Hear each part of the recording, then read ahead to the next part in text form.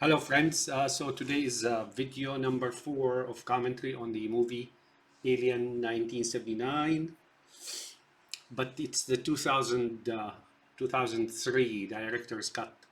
So here I wanted to do a couple of corrections I mentioned that Kane is looking at Dallas like a boy looking at his father. Here is when I missed this shot here. I wanted to show it to you. Yesterday there was some kind of missed clicks and I didn't show you that. So Parker, will you just listen to the man? And that's what he's saying, right? And then Kane is like looking at him like a son looking at his father, is what I'm trying to say here. So let's go for the other note. Okay, here you will notice he is looking at here as he walked in, right? Let me repeat that for you.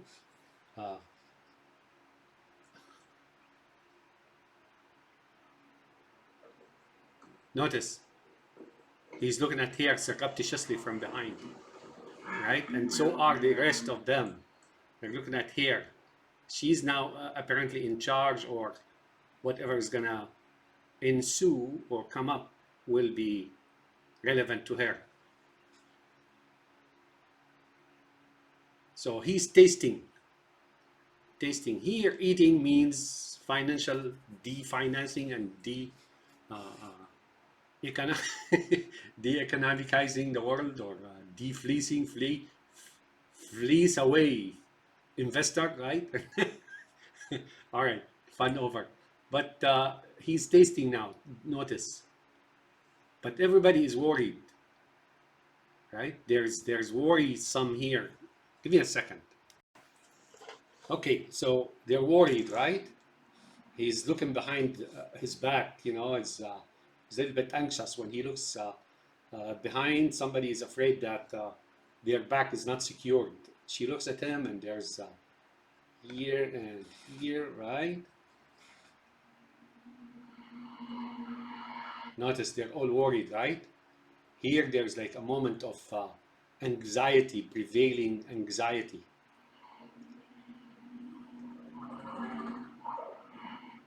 So I said that's probably a tiger's chuff. It also could be, like I mentioned earlier in the first video or so, that this is a communications of supernatural beings, right?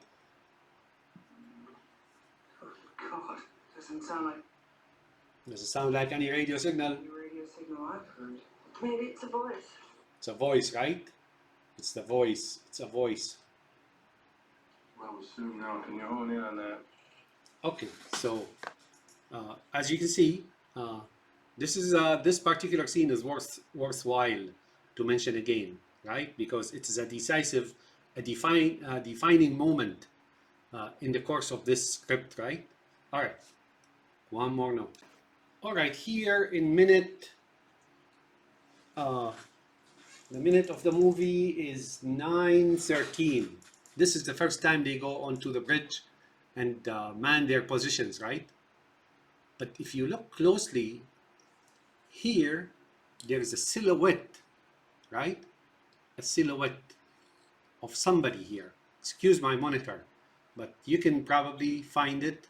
This is the first time they man their position in this movie. There's a silhouette of either a helmet, could be a helmet, or somebody here. There's somebody standing here, right? And that's not seen. It's like dark, a silhouette, a shadow of something, of someone. Similar to Dallas when he delves into that tunnel going to Mother, right? He turns into something like that, right? You know what? Let me see if I can turn the lights on. So yeah, you can see it now. It's a little bit clearer. Here, that's Lambert, and that's minute. Let's see. Let me try that again. So that's minute 9:13, and then you can see that shadow here. That, okay, that could be a helmet, but you know what? In this movie, you don't just make it look like a shadow. So those helmets are shadows, perhaps. And here they're reds. She's reds, right? You got some reds.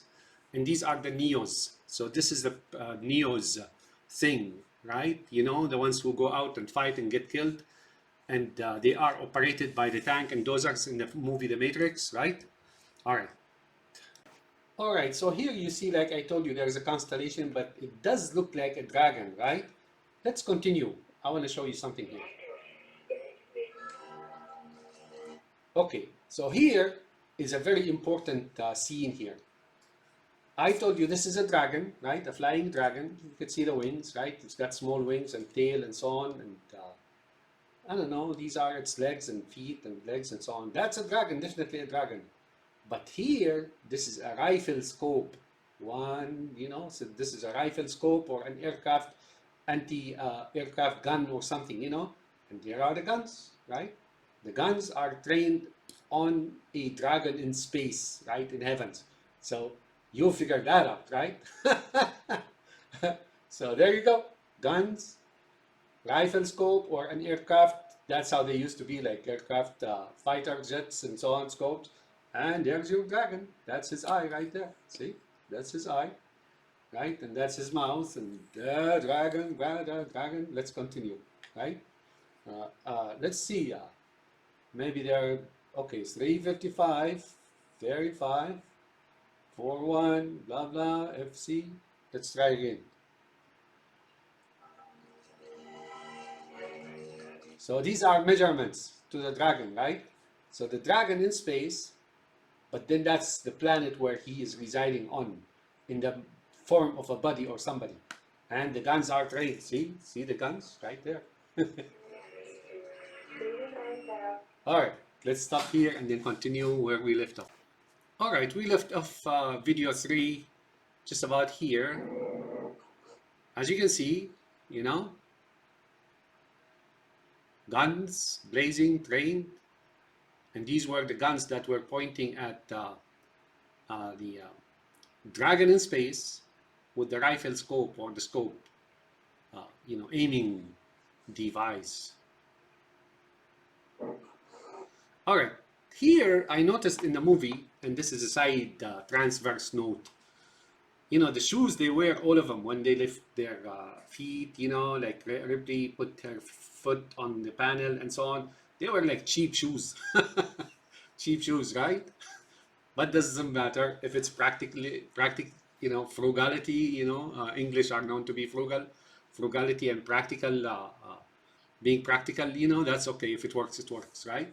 So now what is he doing? Suddenly, abruptly, they show you Ash doing what? Doing what? Putting on his shoes. I mean, how is that so valuable, right? For the movie, when we know the length of the movie was like the actual shooting footage, the videos were 4 hours, right? And they had to fight and cut scenes and so on. And they spent this much time showing you Ash wearing his shoes, right? Well, here he is ready to do something, right? There's something in the Middle East.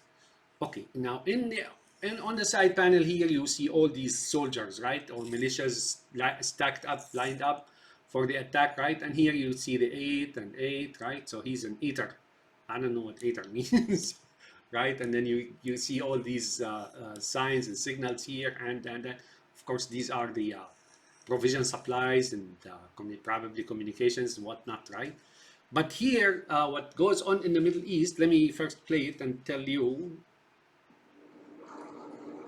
So he's getting his shoes ready, right?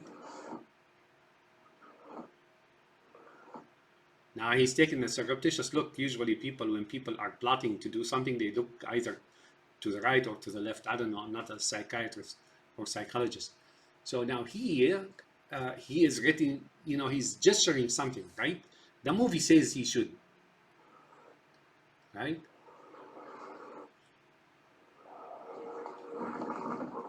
So here he's either doing a signal, right? He's signaling his own. So you know how I told you that Parker and Brett are the insiders on the other side, right? The insiders, or behind the enemy lines, saboteurs and underground and spies and espionage and undercover and so on. Well, now I'm having an idea, second thought about him. He is what I'm going to tell you eventually he is, but here he is, in fact, the spy for the other side, right? You see what I'm saying here? This is a very important note here. He is the spy for the other side.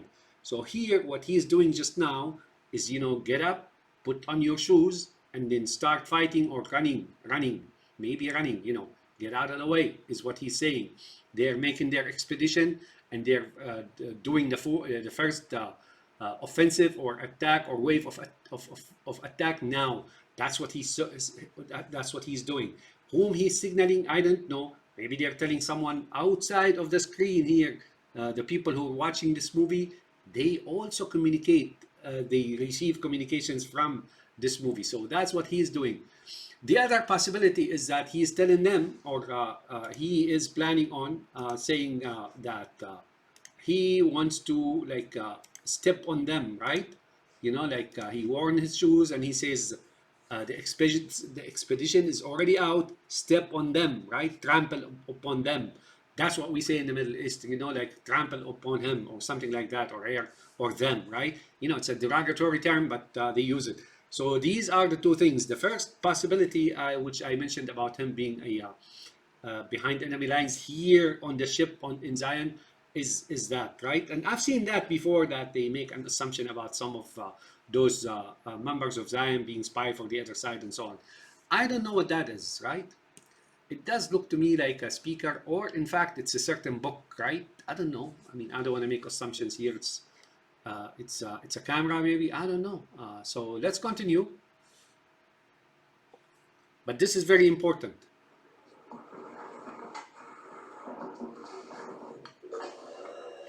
All right. So here, as you can see, there's that your egg, right? Or 4-1, right? 4-1, and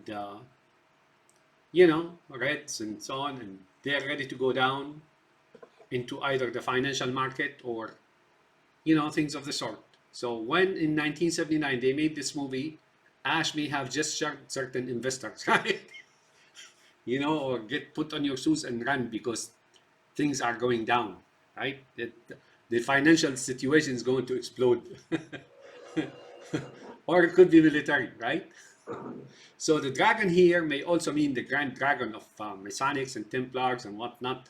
They're coming to take him out by way of financial disasters and calamities and catastrophes, right? But it's both ways. That's what I'm telling you here. This is very difficult to decipher. And those who wrote it, I think it's either they were zombies and somebody else revealed that within their, instilled that in their brain and psyche, or channeled that to them, somehow, or they're more than the two that we know of. Those who wrote the script, because like I said, it's multi-threaded and it's difficult to decipher. Okay, so these guys are out.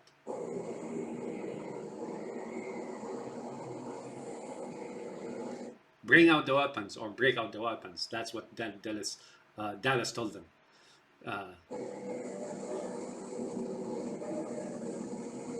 So what is Ripley? The Ripley name, I read it and I think it means the dove from heaven or something of the sort, like the dove from heaven or the Holy Spirit or whatnot, right? And then what is Lambert? Then I didn't know really, but then I produced or thought of my own interpretation. So Ripley is really Rip, R-I-P, Rip and Steel and so on. Lambert is lamb, right? Lamb, like the sheep. So Lamb of God or something of the sort. So it's the Lambert is the Lamb of God. So there's Rip, and then there's the Lamb of God. As you can see, they fit each other. One is gonna rip the other apart. I mean, that's my own interpretation.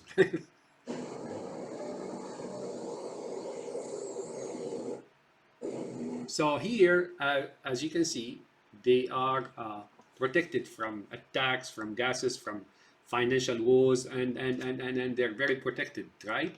Operating independently from the body of humanity as it is, or protecting themselves, like there's like carpet bombing and gas and poison and germ warfare and whatnot too, so they're protecting themselves.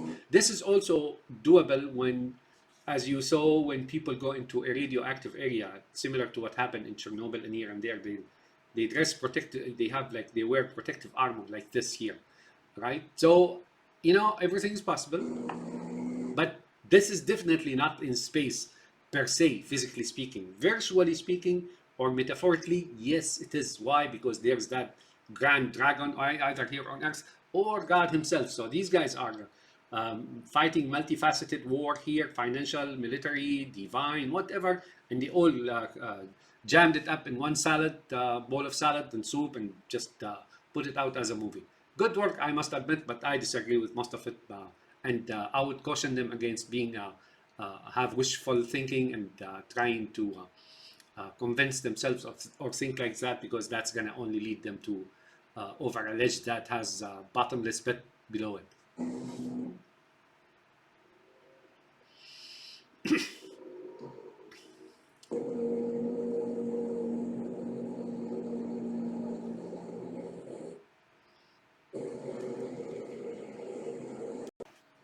Okay, here you can see when Ash turns, they show you who he is. First of all, they show you his back. Now, outside it's blue, right? Here, Ash is looking outside and turning his back to the camera, right? Now, the camera here is camera. It's not a, it's not that, what do you call the spirit or entity, an invisible entity that entered the ship. Now, I want to kind of speculate about this and make an assumption that the entity on the ship is really Kane himself. I mean, is really Ash himself. That entity when the camera moves and then there's that humming sound and so on. So he definitely have some background capacities and capabilities, and you know, he can communicate with frequencies and language you cannot understand, and so on and so forth. And that's a possibility. Remember that movie, not Alien, rather than The Arrival or something, Amy Adams, when those creatures, you know, heptapods, and that's Seven.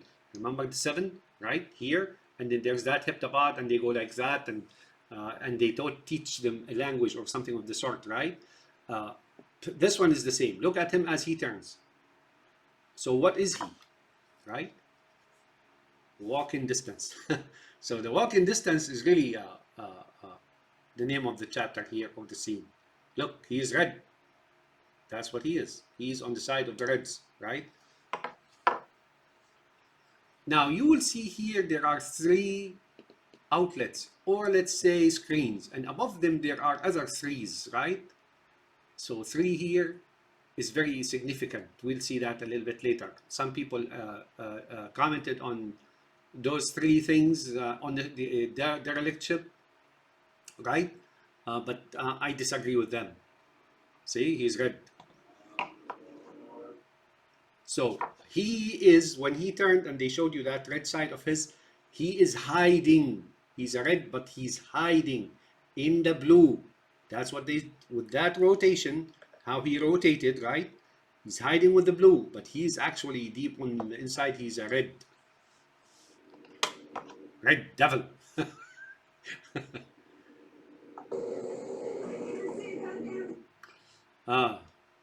Can't see, you know, GD, right? You know, they keep saying that. Whenever say they see that, they're really meaning talking about God.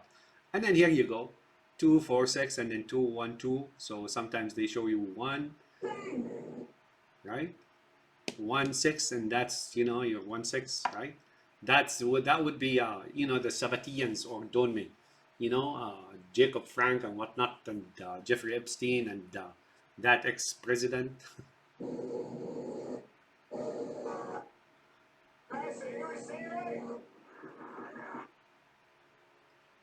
He's mocking them. Move on, move on. I got you covered. Good contact. He probably called them names. So here, I want to show you something. Right?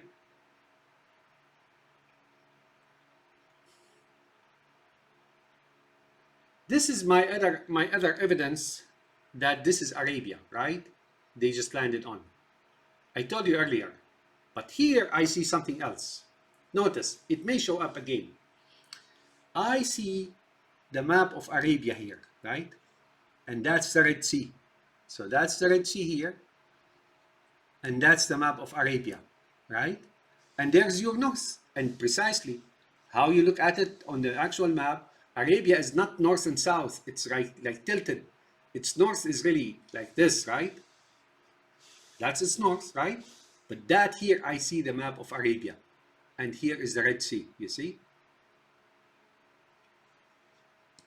And here's the Gulf. No, here's the Gulf, right? But it's this, guys, but maybe I'm imagining things, but that's what I see here. This is Arabia, right? And that's the Red Sea. That's what I'm seeing, to be honest with you. Is it like coincidence? Is it perchance? Maybe, but it does certainly look like it, and it's implicitly very visible to me that it looks like it. Got contact on my board.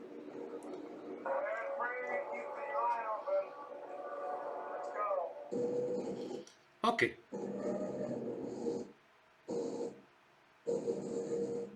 There are those who didn't believe me that when I said, probably didn't believe me, that when I said this is a military expedition, well, what I'm seeing now is this.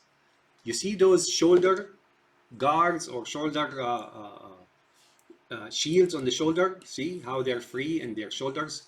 And they have like those rivets. They're shoulder guards, right? Where do you see those? I see those on Roman centurions, right? Roman soldiers. The Roman soldiers wore armors, and then they wore this particular helmet or shield or protective shield on their shoulders, shoulder guards, exactly like that, right?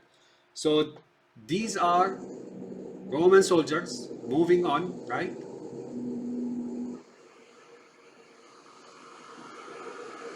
So now these guys are behind enemy lines, right? They're procrastinating and they're now trying to do some extortion work.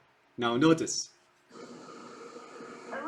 So now I am thinking this is a money, right? They're blowing money, right? What's his name? Parker is blowing money, but now the gist of what the exchange here, that this exchange, I will explain to you in a minute. I want to ask you a question. If they find what they're looking for out there, does that mean we get full shares? Don't worry, Parker. You'll get what. Yeah, he's got like some broker that he doesn't trust. Whatever's coming to you. Look, I'm not going to do any more work. We get this straightened out. Brett, you're guaranteed by law to get a share. Yeah, well, guaranteed by law does not mean you're gonna get your share. You know that, right? There's like a torts and undercover. You know, they manage all kind of tricks in the book to skirt the law and strip you of your money. Why don't you just fuck off? What? What did you say, Rick? Let's see. So now, Straightened out. Brett, you're guaranteed by law to get a share. What? Why don't you just fuck off? notice. I don't know whose it is, and I think that's Parker raising, raising the Eiffel Tower here for some reason. That could be Brett as well. I don't know. What? What did you say? You know, he's just called their name. If you have any trouble, I'll be on the bridge. So here the financial world is churning, right? And de-economicalization, you know, and miserabilization, and Fleece Away, and Reading, and Frensington, and Fleece Away Institute of Definancing, De-economicalization Institute of whatever in New York. So that's churning, right? Things are moving.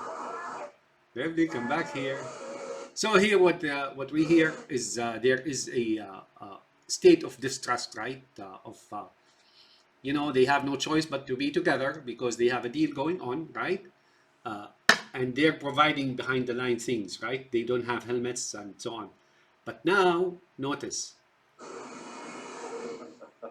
So he cut it off, right? He cut off the supplies or cut off the work, you know, whatever that steam is, that steam outlet or nozzle is. So he's laughing, right? This guy is no longer sure, right? Parker is no longer sure about his agreement or his bargain with her. So now, but he has no choice but to continue. And he just expresses that with his gestures and his voice and so on. His demeanor changes. Look. Son of a bitch. What's going on? What's the matter? So he decides, you know, he didn't answer him what's the matter, but he decides to continue his work anyway. And as you can see, here I am seeing a lot of things on the ground. What are these? These are old buildings, old castles, old things of the sort. So this place here is very old, ancient, primordial, as was mentioned by Ash. Remember? So it's primordial. That's what it is. So these are old nations, old castles, old buildings. And in fact, that's where we all came from. We humans, and as mentioned, you know, the other side as well, from South Arabia, namely we're closer to Southwest Arabia than the rest, right? But in Southern Arabia in general. So that's what here this is saying is it's now so and so, right? You know, windy and hostile, difficult terrain, and but here I see a lot of edifices, maybe religions, broken religions, and tribes and whatnot, right? You know, and here you see the first definition of beings, right? Look here, right? Look here, and I showed you those three things. Remember those three things? The screens that I showed you next to Ash. Ash was looking at them, or next to him, and then there's three screens, and then above them three other screens. I can't see, she can't see. You know, she's trying to see God, but she can't see him, is what she's saying. Damn here. And then again, you see the armor, right? There's your armor. You know, the Centurion armor. So this is definitely a military expedition as well. I like griping. Knock it off. She likes griping.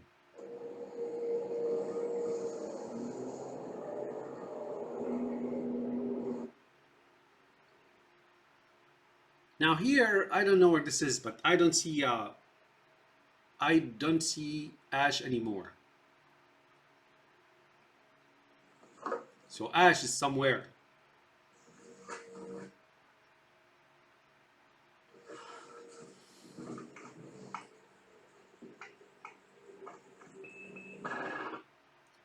And then you see here, there's something I wanted to show you. So this here, you see that this is like the planet itself with those two things, 1 and 2, right? So, but it's only one. So here's the planet, right? That planet, you know, as we saw it during the title presentation, and or when they were approaching it by the ship, trying to, going for landing, you know, there's like 4, 6, 25, you know, the 4 is FOR here, and right? And then, but that's the one. So here, this is the 5, right? And it's red, right? And there's 1, there's 2 pulleys here. I don't know what these are. You know, good imaginations probably. And there's the coffee, right? Behind here or next to her, oh, that's her cup of coffee. And then here are the communications and supplies and organic materials and whatnot, right? So that's that. I wanted to show you that, like that circle in the middle and the 2 extending arms twisted, you know. Okay, I want to tell you something about this here.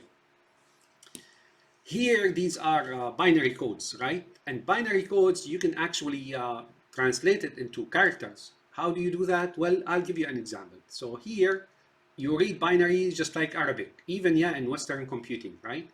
Like Arabic. So it starts from the right to the left. 1, 2, 4, 6, 8, 16, 32. So every 0 value is not calculated, but it's calculated per position. So here, there's 1, 2, 4, 8, 16. So up to here is 16. 16, then 0, and then 32. So 16 and 32, right, is 48. So this here is number 48, right? 48. But then the value of letter alphabet will be like lowercase to uppercase is, I think, from 65 through 128 or something of the sort. I forgot, it's been a while. What I'm trying to say here is you can take those, and some of these are spacing, you know, in the CPU, right? So blue here now is surrounded by, again, by red, right? See those red soldiers and whatever, and they're protecting it, right? They're protecting the blue. So here you can take those one screen at a time, slow it down, and then do the calculations, and then you come up with some real explanation to what's going on in this movie. But then these are the Neos, and these are the tank and dozer. So here, but here, what you need to do is probably talk to some guy who knows how to debug programs and see how CPU works and so on. And then you will find, really, you will find some kind of a message here. This is not just a display of binary units, right? Binary numbers. So here, now notice. Again, the shoes are very cheap. I don't know where she bought them, bought them from, but they will do, right? She is kind of confused.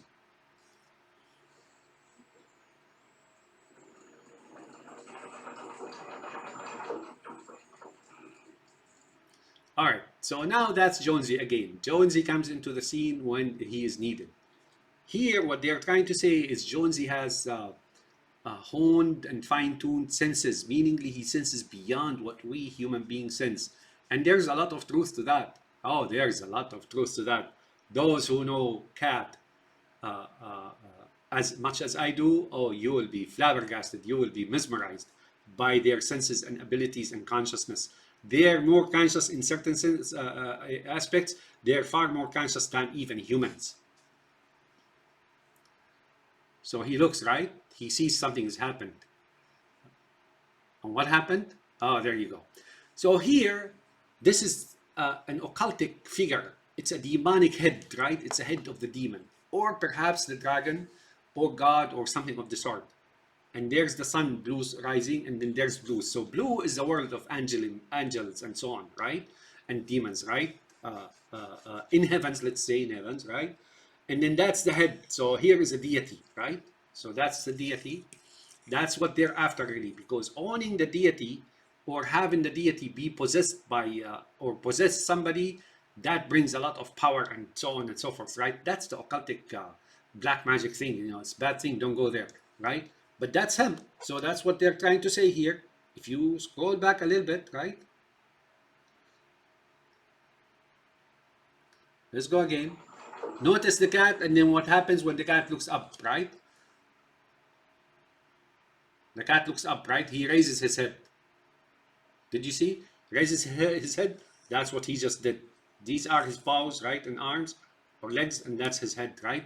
So what they're trying to say here is they're gonna, this is either Jonesy or they wanna bring whoever it is here into Jonesy. Or if this is Jonesy, then this is the sun god or something of the sort. They wanted him to come and settle or inhabit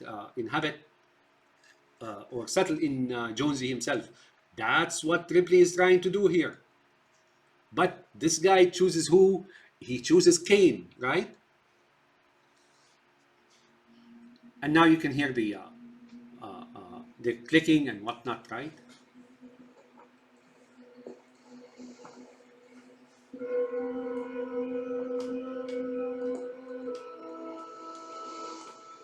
Or they just entered the inner sanctum of those who control stock markets and stuff like that, and who possibly, I don't know, we're not of that in New York Institute.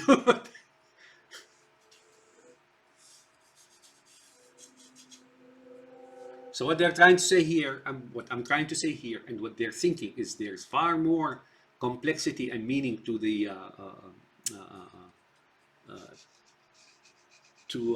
terrain here, or to the environment, or the layout, or the mountains, or the broken civilization than you think there is, right? Landscape is what I meant to say.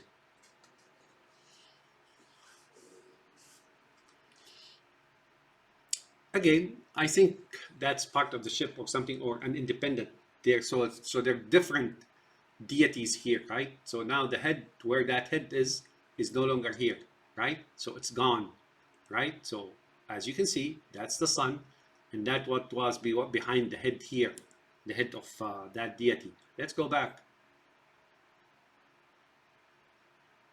See? Let's go. So he raises his head, the cat, right? I think that's what was behind it. That's the sun. That's the leg or the paw, right? Paw. But then this disappears, and then you see something else.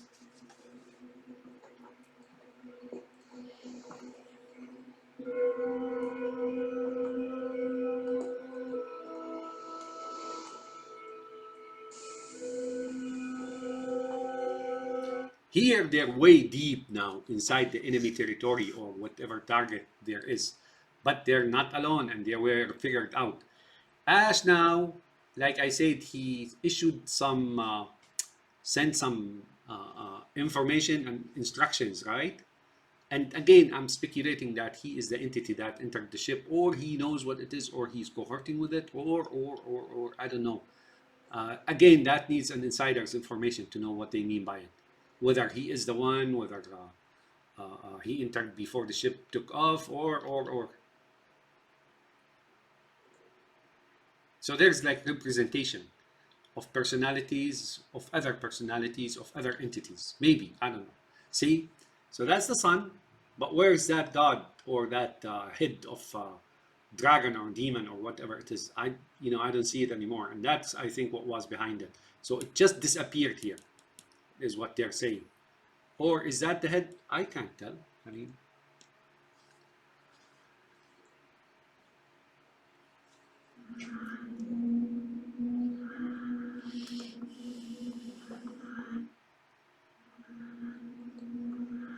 so this is primordial, ancient, right? God and angels and so on and so forth. So this place is really ancient, is what they're saying, right? And ancient means, like ruins, means archaeological finds, means destroyed civilizations, means religions, means occult, means everything, right? Here's the derelict ship. Now, another important note here, a very dark horizons. See, dark horizons. I look at this terrain here, at this landscape, and whatever it is, right? And you see rocks, a lot of rocks. That's not what I see. So, for example, here, I see a boy, right? Sitting. Here, I see a man. So, these are people that were living and, similar to people living around a castle, right? Villagers and so on living around a castle. So these are people, right? People, they're frozen in time, they're fossilized, they're blah, blah. All these are people. This here is very obvious. This here is, it's like a little bit disguised, but that's what I see, right? Around our derelict ship is, but where did they come from and how so? And as you can see, that's that head again, right? That head that was facing the sun when Jonesy raised its head, stopped like licking its paw and raised its head, right? And then they showed you that deity with that head of a dragon or a demon or something of the sort, right? And then it's got two around it, right? Those two things around it, those two extrusions. These may be the two shoots or lines that were going into that planet and then outside of that planet. I don't know. I mean, but there is a work of disguise here. However, here, these two may be two hands, right?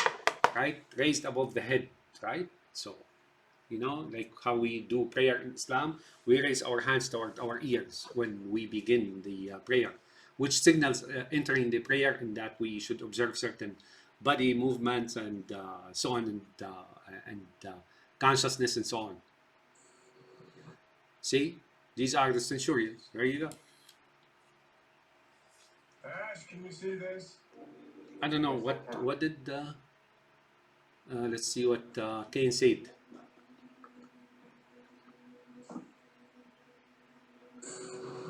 Ash, can you see this? Yes, I can. I know. So here they make it like blurred because they don't want you to see some details. What they mean by that is that it's really visible but not visible, right? There's an outline or a trace of it. And here are the three things I'm talking about here. Three outlets. They look like monitors. And then above them, other three outlets.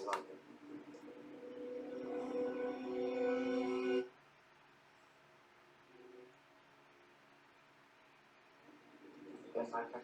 So here, you see movement on the screen, right? I don't know if it's a window. It could be a window, just like that one. So it's a window, maybe not a screen. So there's a movement here. I've never seen anything like it. I've never seen even this guy who's supposedly the angel or, not of this world.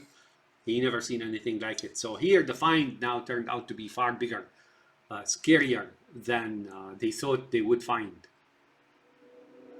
And again, there's that pen dangling from the ceiling, right?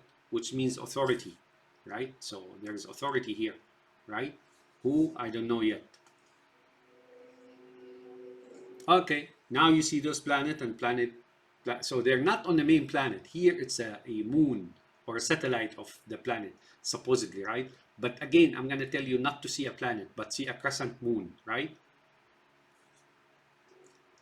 And again, that's what I see here. I see a lot of people, right?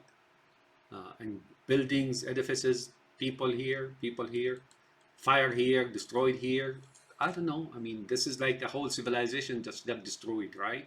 Or has been there for a long time. Take, for example, if Babylon was 10 times as big, right? And then it is still around now, right? What do you see? You see like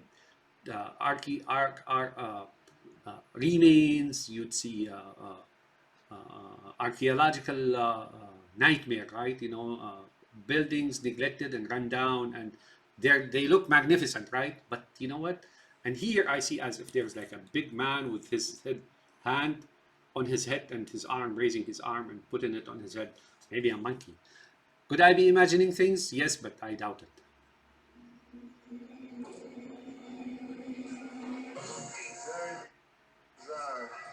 Very bizarre, yeah.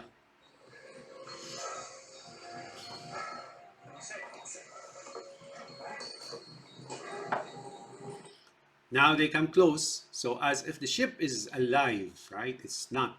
What is a derelict ship? I looked at it. Derelict ship means a couple of things, one of which is an abandoned city, right? And that's what it is. This is an abandoned city with a ship in its middle that was ruling it, right? Okay, he says moving on to the second position, So apparently there is a staged attack here, or stage advancing. Advancing in steps and stages, not like one time attack, right? Now here, it may look to you as if there's like bad communications. Yes, but you can read a lot in that. I will show you. I'm not able to read here, but I am able to read at the other scene. Some of what that is, I will show you. Let's get out of here.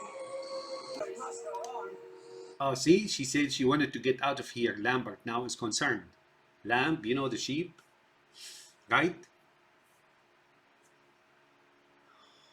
We've got this far. We must go on. And that's their problem. Sometimes, curiosity killed the cat, remember? We have to go on. So Cain leads them in. Will you say that again? So this guy is concerned now. There's a loss of communications, and he's losing total vision of what's going on in there. Total view, I mean.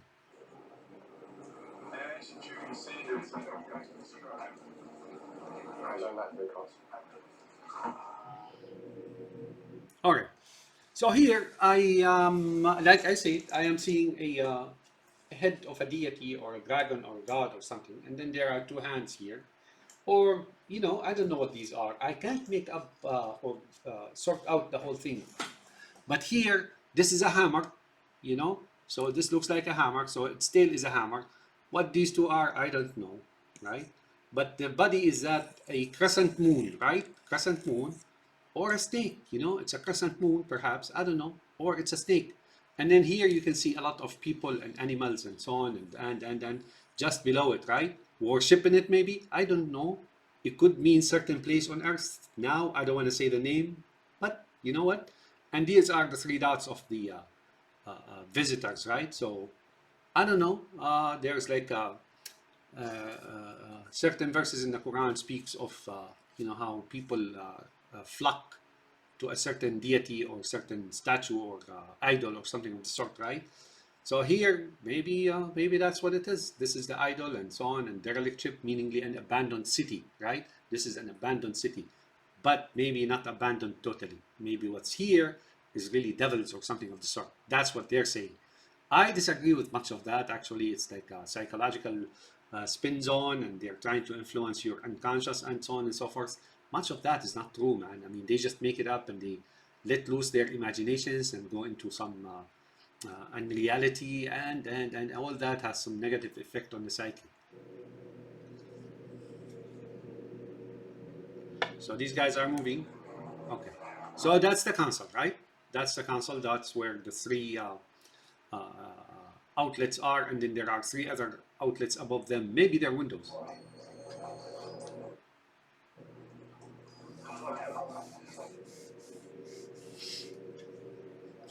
Of course, they disguise it with ribs and spars and so on. Like here, if you're not really reading into its layers and between the lines, you just think it's a ship, spaceship, but it's not.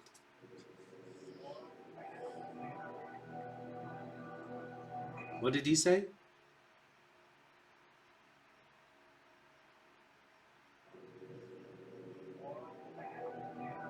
To walk, you can walk on it. What does that mean? That means like it's a, it's a walking distance, right?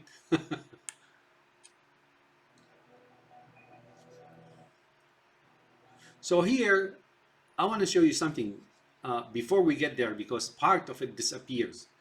As you can see, there are those three outlets down here, or the entrances that the party here, the expeditionary party, Dallas, Lambert, and Kane enter one of those. But above them, each one is connected with something above it, right? It's also like not exactly the same, but they sound to me like entrances and exits, right? Some people, a lot of commentators always concluded that these were women's reproductive organ, or vaginas, let's put it this way. But I don't see that. I mean, they may look like that, but I don't see that. There, maybe, you know what, the back holes of humans, right? But they're connected. These are connected with something above them, just like the 3 and 3 where Ash was sitting, right? So there's an entrance and exits here. Some people enter, some people exit, or maybe they're spat out, like and they become something like that, right? They go in and they exit and they're thrown out just like that. So what this here is, it takes in humans and then transforms them by way of similar to what we do with digesting food, and then it throws them out and they go like on the landscape or on the terrain, and they become like damaged goods, if you will. So what this entity is, according to them, is doing is it takes in humans, just like those three are going to walk in and face the same fate, right? And then they're spat out just like that. Or it could be the terrain of what I called earlier, like different entities, demonic, whatnot, and so on, angelic, and as this movie is doing or implying or saying it is, right? And they're there, humans are no longer there, is what they're probably saying. But the humans are in there. And now, I showed you this part before in the movie The Matrix, right? When Neo was opened the door to those who, what's his name? I forgot what's his name. That guy, the red-headed. And he's got, like, you see, one eye that looks weird, like demonic, right? If you come close and see it. And then one totally black eye, right? I know it's a shadow, but all that is intentional. The way they light things up and so on. Okay, so these are the outlets. I don't see, they're talking about women's things. I honestly don't see that, right? And there's a deity here, as you can see, and all these already dropped and so on, and there is supply for them. Oh, look, there's like provisions, right? Here, those cables and pipes of provisions, and whether it's financial or food or military or whatever it is, right? But that ship is providing for them, right? So these are the entrances, right? I don't see. It could actually be representative of entrance through reproduction, right? Or sex, let's put it this way.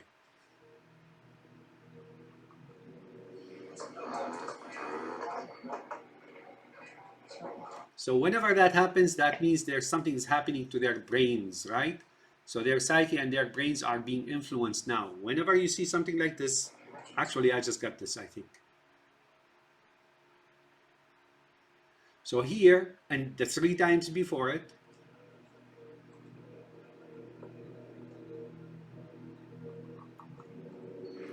see, this is not bad communication. That's whatever is in there or around it, deity or whatnot, they are doing now to the 3 that are coming in. They're influencing, controlling their nerves or their psyche or something of the sort, right? But we don't know because this is superstitious or supernatural, beyond our abilities to comprehend or sense. Now he notices that, right? He notices what's happening to them. He knows. He knows what's happening. See, when he calls Dallas, he's not trying to bring his attention because the communication is down. He's making sure what's happening to them has produced positive results to him.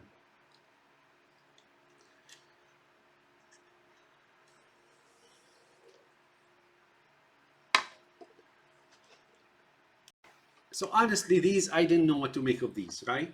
You know, those ribs and spars and pipes and so on. I think they represent, so here there may be conscripts, right? Militias and so on, and, or members.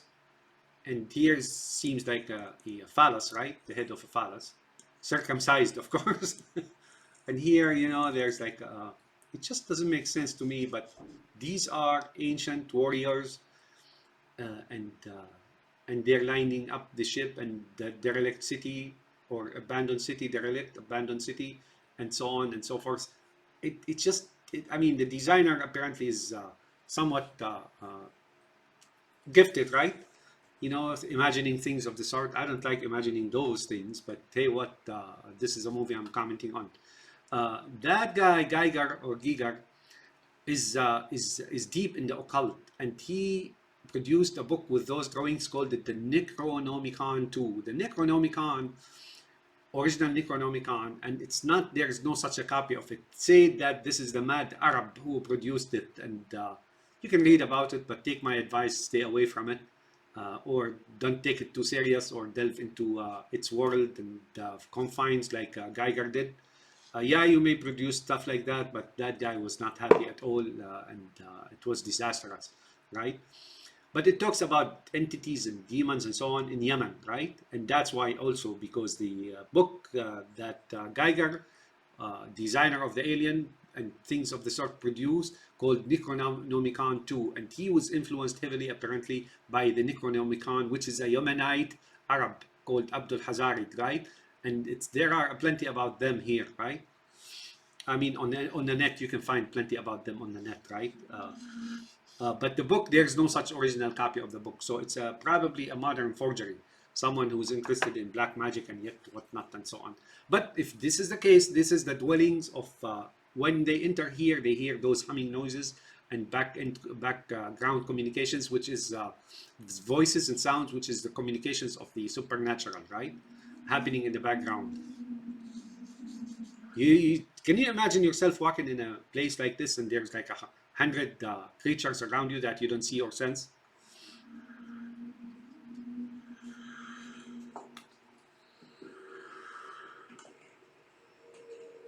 I mean, that puts you at disadvantage, really. And it's a frightening thought. I know much more about that than you think. So we're at 28. Let's do a few more minutes. I will do some hour and 15 minutes today.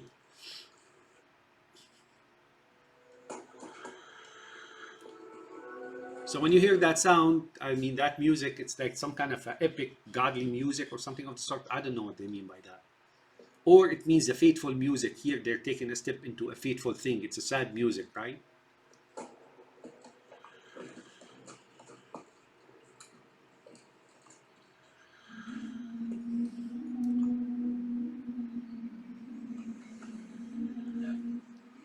on down here, something different down here. I don't know what it is, but see if we can get out that wall. So Cain is the curious cat. Out that wall.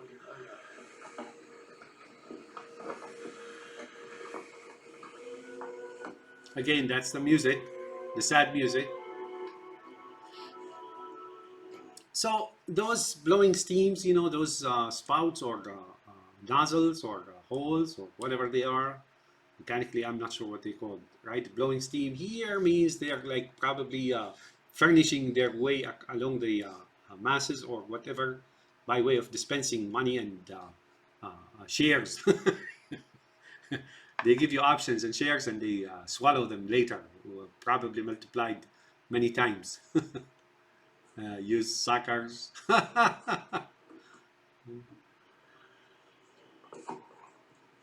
So here, this in the back of the head looks to me like in the back of the head. Notice in the back of the head. Let's try that again, right? What does this look to you? This looks to me like the thing behind the neck, that interface on the neck or the back of the head of Neo in the movie The Matrix. Notice. That's how they command him, right? When they insert him into the Matrix. So when they insert him into the Matrix, they put that thing behind his head. So that's what Kane is now.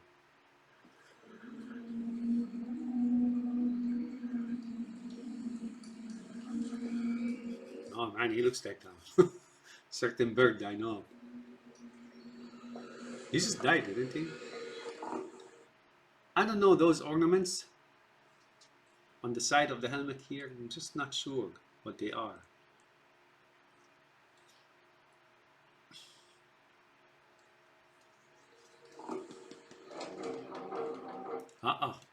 Here they come into a very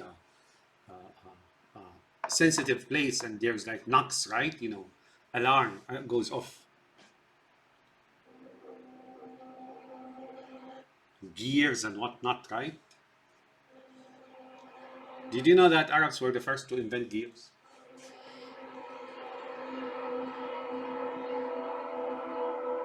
I got to say a lot about this. So let's continue. I'll finish this scene and move on. All right. This is the space jockey. Here's what I see. If you look, a word of warning, right? If you look, these pipes here, they look like pipes, right? They're the ones that are normally on the back of the alien. You know how the alien has like those sticking out pipes sticking out from its back, right? Here, right? Here, right? These are the pipes, right? So he's got two of those, right? But now they say this is like some kind of a command device, right? That's not what it is. Let me show you. That's not what I see.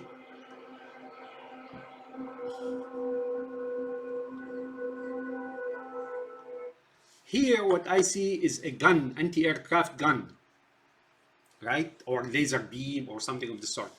So whoever this space jockey is was firing at the sky, right? Was firing at the sky. So that ship actually is in fact landed into such desolate place, you know, with all those creatures that appear to be stone or whatever it is and so on, haphazardly, similar to them now landing in the same place, right?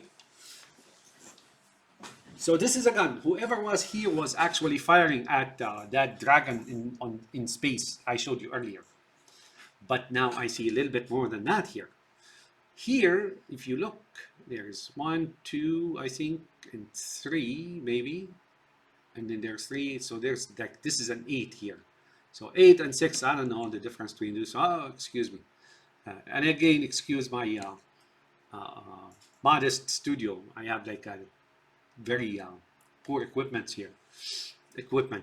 So as you can see, so this is a gun, and this got 6 of them, right? 1, 2, 3, and then 3 on the other side, and then maybe you can count those as well. I don't know. But that's what I'm seeing, a gun that is firing in space. Somebody was firing at into space, as if, you know, those AAA artillery they used in World War II and still used here and there between now and then, when aircrafts, fighter jets or bombers raid a certain facility, they start firing at them, right? That's what I'm seeing here. But I am seeing something else here. You may be seeing a space jockey with a skull, right? I am seeing more than that. I am seeing 2 creatures here. So there's that creature, which is holding that has those tubes behind its back, and then it's sitting down, and then there is that another creature, the one that is sitting on its lap, and it's grabbed it somehow, it smothered it, right? It's smothered. So there are two here. There's that one in the back, and there's that one. This one is the victim, right? Apparently it got trapped and then it couldn't escape, let's put it this way. But how is it producing the signal? Let's find out.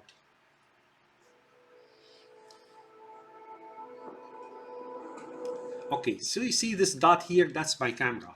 Maybe you can see its silhouette as well.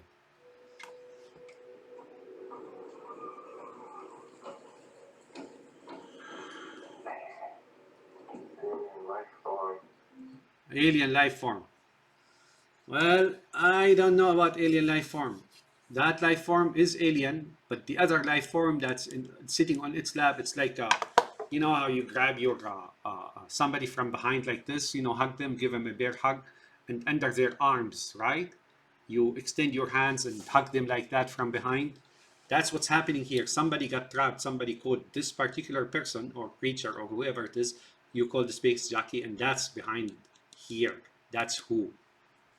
So there are two here, okay, and one is firing at at, let's say, shooting at heaven. Looks like it's been dead a long time. Being dead a long time. So apparently this ship has been here for thousands of years. Fossilized, maybe more than that. Fossilized. Looks like it's grown out of the chair. Looks like it's going out of his chair, right? See, those tubes and pipes and so on. And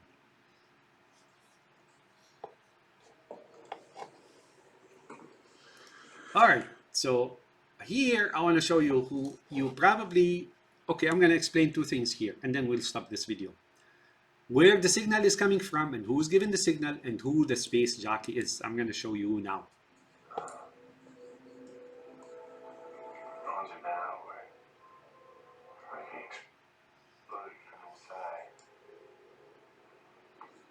I went in and dressed the crew.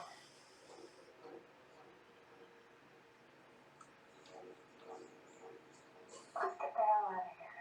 See, she's right, Lambert or Lamb, and Rip the lamb.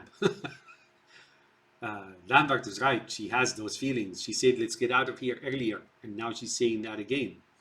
But their own son, Cain, or Ishmael, said, oh, no, we can't go back, blah, blah, blah, blah, you know, he's a cat. Okay, so here you can see the traces or the outlines of a face, right? And the mouth is open, and then this is the nose, as if this nose, right, is like an elephant's trunk. But no, that head or that skull or that face is really smothered. Notice, it is smothered, right, by somebody else, another creature that she's smothered, right? Why am I saying she? You will find out. Now I'm seeing something else. I am looking at this creature here, which is a woman, and I can clearly see the eye is still alive. So there is, although he said it's fossilized, the guy Dallas is confusing you. But I see an eye here that is looking at us, right? So there's life in that eye. Let's come closer. And that eye on the skull, there is also hair. You could see the hair, right? Curly hair, right? And then you can see it is not exactly the thing, you know, it's smothered. I mean, only the head is protruding out of some creature that smothered it from behind, right? Or grabbed it and hugged it from behind. Hey, Dallas. Lambert, come on over here. Come on. So this guy finds something here. Now here, I'm going to make a note about deleted scene, right? Notice, see, to me, that eye is alive. Look again, right? Look again, right? Look again, and there's that mouth, and there's the face that is covered. This thing is covering a face. So the border of the skull really is here, right? You can see this is the border of the skull, and the eye is apparent, right? And then the mouth. But then this trunk here, whatever it is smothering the face as well. So this woman here is smothered. And I am looking here. Look here. See, this is that tongue that extrudes and sticks out of the alien's mouth. That basically does what it does to the head, right? I'll explain that later and what that means, right? Right. So this is here. This is an obviously woman. This woman is this. Notice. See? Notice. It's got even blue eye, right? So you can see it. Now it could be an elephant. No, this is a woman, right? Right there. There's the ear. There's the hair, the curly hair in the back of the head. These are the teeth. That's the eye. That is still alive. Who is that? Who is that? Who is that? Who is that? Who is that? Who is that? There it is. That's Ripley. That space jockey is really Ripley, but it's not Ripley. Notice the eye, the curly hair, right? Blah, blah, blah, blah, blah, blah. And notice the look on her face as if she's fossilized herself. You see it? You see it? Now, this is not hair. This is hair, but this is not hair. What do I mean by that? That space jockey that is fossilized, which is still alive, is her ancestor, right? Her ancestor was there before and lost the battle. Ripley is going to try not to lose the battle, right? But where is the transmission coming from? Let's go back. Right?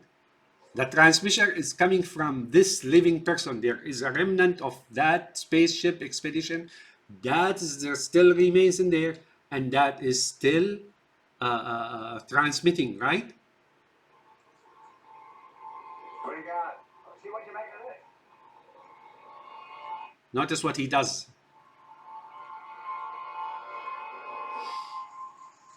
Notice, look at her.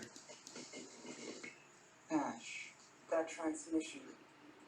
Mother's deciphered part of it. It doesn't look like an SOS. That's her ancestor. What they're trying to say here is that that transmission is really not physical or electronic. That transmission is more of a spiritual, of a unconscious communications, right? It came to her from her ancestor that looked like her, or maybe she's a reincarnation. Maybe she was there in a previous life. Some people believe in that, right? Looks like a warning. I'm gonna go out after them. What's the point?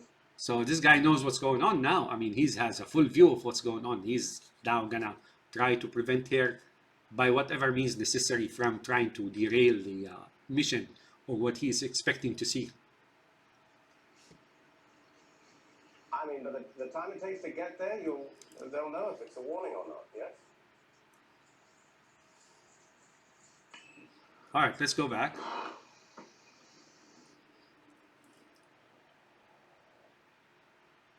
So this guy, let's go back. So Dallas gestures something which confirms what I am saying. Wait a minute. Come on, over here. Come on.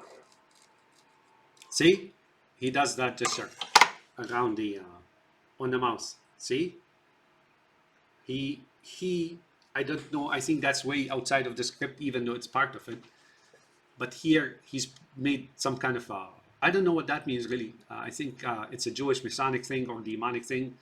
Now he prayed because he saw what I just told you. I saw. There's that tongue, right? There's that eye, and it's covered. The face is covered, right? And it's alive. So there's a remnant community. If you want to imagine it later, in later releases of Alien, like a Newt, you know, the little girl Newt who survived from the colony. So here, the derelict ship, it's got the same concept, right? Of that, you know, the next movie, I think it's Aliens, when Ripley wakes up or she's rescued from the shuttle 57 years later, and they go back to that planet, and then she finds Newt, who's a survivor, the only sole survivor of the colony that was destroyed by Alien. That is something similar, but this one here is ancient. You know, the same concept. This one here is ancient, meaningly. That's her ancestor communicated to her, and these guys are the remnant, say, of, excuse my language, or French, Jews in Arabia, right? So they were like smothered, and they went on an expedition to seize the resources of that. Those goyims, man. Excuse my language. right? So that's what it is. They issued a warning, right? Don't come here, don't come here, don't come here. There's something here that you cannot fight, right? They're alive, still alive, right? And that's Ripley herself or her ancestor who look like her, or maybe that's a previous life. Why? Because now in the next movie, she floats into a different world 57 years later, or you never know, maybe 5,700 years later, because that's the Jewish calendar, right? 5,700 years. So that's what it is. So you look at this one here, he's doing that. He's doing some kind of a prayer or something. I don't know. I don't speak that language, by the way. What do you got? There you go. What do you make of this? This is significant. What do you make of this? When he talked to him, what do you make of this? Right? There you go. That's her. So this is a moment of unconscious or spiritual. She either went back in time or she got a premonition or, something similar to what people get by way of revelation from God and so on. Or that remnant issued to her that transmission. Don't come here. Ash, that transmission.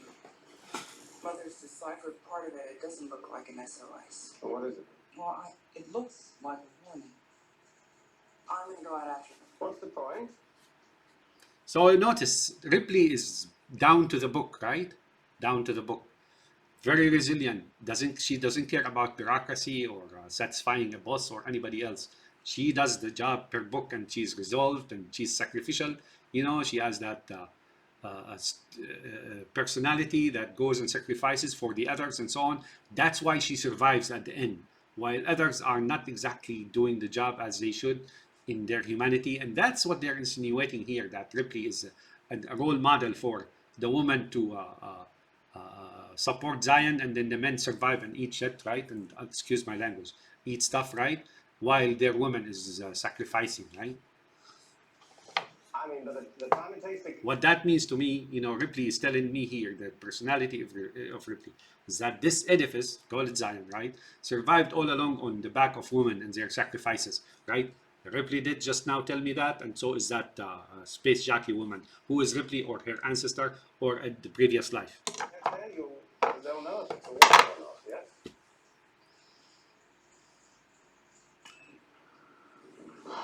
See, he breathed a sigh of relief.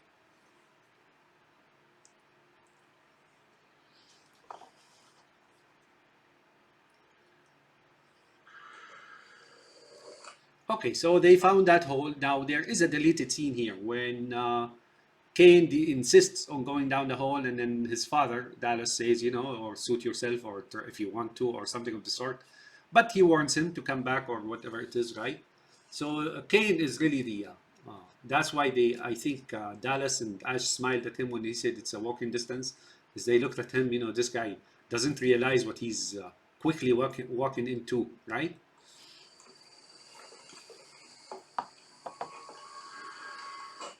And you can see there's something like behind him.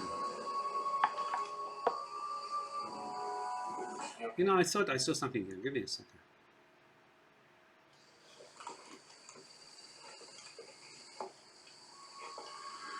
You hear the music?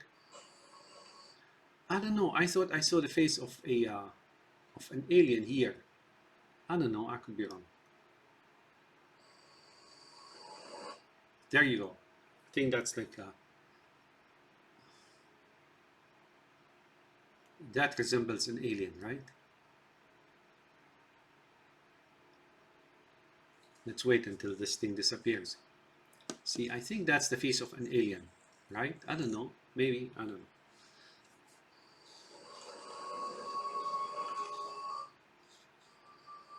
Now notice those ribs here on the wall are almost exactly the same as those that are smothering the space jockey or Ripley or her ancestor. The one who's still alive, by the way. And that's who issued the signal. Or maybe across the ages, across time, she sent the signal to her offsprings to avoid this place. Like, don't marry an Arab, you mother. That would be myself. Don't marry me. I am my My Y chromosome is from Hyksos, from Southwest Arabia. Hyksos, the ones who went to and built the pyramids. That's why the pyramids has something here. There's some deleted scene. So I am a Hyksos, and Sphinx, the cat, and so on. And that also appears in Kubrick's Space Snake Odyssey, 2001 Snake Odyssey. The leopard is a cat. They have certain revere. They revere the cats for something I will probably explain later. Here, what I'm seeing is skulls. There's like skulls or heads of aliens or something, baby aliens. Can't see anything. Oh, look at that baby alien. I can't even some sort. A cave. A cave. So, in the deleted scene, that says it's a bottomless pit. What's in a bottomless pit if you go to look at the Bible or traditions and bottomless pit usually is where the demons dwell, right? Where the devils and demons and if you want fallen angel dwell and so on, fallen angels dwell and so on and so forth. So when he descended down there, that hole was actually opened by the acid of some alien, right, into a cave, right, or they carved a cave down here. They carved a cave, right, and then that's in the deleted scene. It says that's a bottomless pit, but bottomless pit actually, like I said, traditionally we know this to be to be the dwelling place of a demon. Caves have certain meanings, I don't want to mention that now. By the way, like I said, this dot here is my camera, and this here is one of my drives, that blue light here, so if you don't get confused. But meantime, here, we'll stop here, right? And then let me upload this and as video for today is October 18th, 24 to 33 p.m. Yours truly here. Have a nice day, and hopefully we'll get the next video tomorrow.